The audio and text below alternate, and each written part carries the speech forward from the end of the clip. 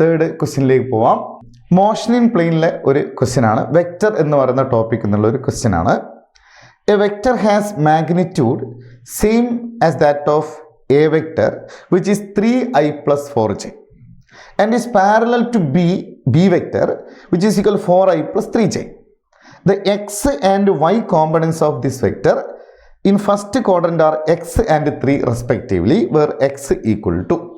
See, നമ്മളെ കയ്യിൽ ഒരു വെക്റ്റർ ഉണ്ട്. സപ്പോസ് ആ വെക്റ്റർ സി വെക്റ്റർ ആണെന്ന് വിചാരിക്കാം അല്ലേ. അവരെന്താ പറയുന്നത്, ഈ വെക്റ്ററിൻ്റെ magnitude same as A vector ആണ്.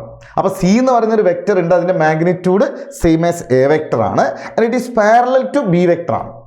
അപ്പോൾ മാഗ്നിറ്റ്യൂഡ് എ വെക്റ്ററിന് മാഗ്നിറ്റ്യൂഡിന് ഈക്വൽ ആണ്, അതിൻ്റെ direction same as B vector ആണെന്ന് അല്ലേ. അങ്ങനെയാണെങ്കിൽ എക്സ് ആൻഡ് വൈ കോമ്പണൻസ് എക്സും 3യും ആണെങ്കിൽ ആ എക്സിൻ്റെ വാല്യൂ എത്ര? അപ്പോൾ എക്സ് കോമ്പണൻറ്റിൻ്റെ വാല്യൂ ആണ് നമ്മളോട് ചോദിച്ചിരിക്കുന്നത് അല്ലേ. അപ്പോൾ എൻ്റെ കയ്യിൽ സി എന്ന് പറയുന്ന ഒരു വെക്റ്റർ ഉണ്ട്, ശരിയല്ലേ. അപ്പോൾ ഈ വെക്റ്ററിനെ നമ്മൾ യൂഷ്വലി റെപ്രസെൻ്റ് ചെയ്യുന്ന ഒരു മെത്തേഡ് എന്ന് പറയുന്നത് സി എന്ന് പറയുന്ന വെക്റ്റർ ഈക്വൽ ടു ആ വെക്റ്ററിൻ്റെ മാഗ്നിറ്റ്യൂഡ് ഇൻറ്റു അതിൻ്റെ ഡയറക്ഷനിലെ യൂണിറ്റ് വെക്റ്റർ, ശരിയല്ലേ. അപ്പം നമ്മളോട് പറയാണ് ഈ സി എന്ന് പറയുന്ന വെക്റ്റർ ഏത് വെക്റ്ററിൻ്റെ ഡയറക്ഷനിലാണ്? ബി വെക്റ്ററിൻ്റെ ഡയറക്ഷനിലാണ്. അതുകൊണ്ട് ഈ യൂണിറ്റ് വെക്റ്റർ ബി ക്യാപ്പ് എന്ന് ഞാൻ എഴുതി അല്ലേ. ഇനി ആ സീൻ്റെ മാഗ്നിറ്റ്യൂഡ് എന്തിന് ഈക്വലാണ്? എൻ്റെ മാഗ്നിറ്റ്യൂഡിന് ഈക്വലാണ്. സി എ വെക്റ്റർ നമുക്ക് തന്നിരിക്കുന്നത് 3i cap plus 4j cap എന്നാണ്.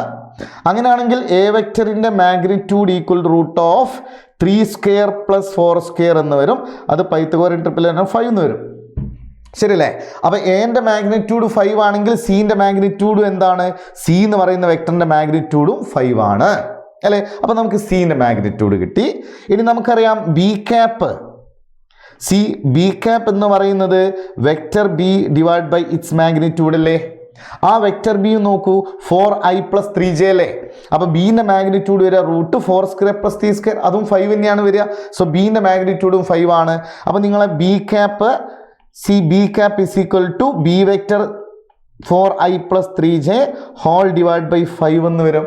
അപ്പം നമ്മളിവിടെ സബ്സ്റ്റിറ്റ്യൂട്ട് ചെയ്താൽ C vector equal to magnitude of C എന്ന് പറയുന്നത് 5 ആണ്, ഇൻറ്റു ബി ക്യാപ്പ് എന്ന് പറയുന്നത് എന്താണ്?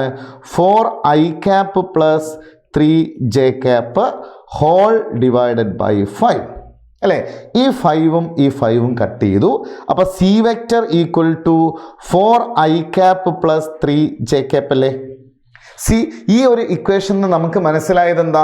ആ സി എന്ന് പറയുന്ന വെക്റ്ററിൻ്റെ എക്സ് കോമ്പണൻറ്റ് അല്ലേ, എക്സ് കോമ്പണൻറ്റ് അതിൻ്റെ മാഗ്നിറ്റ്യൂഡ് 4ഉം വൈ കോമ്പണൻറ്റ് എത്രയാണ്?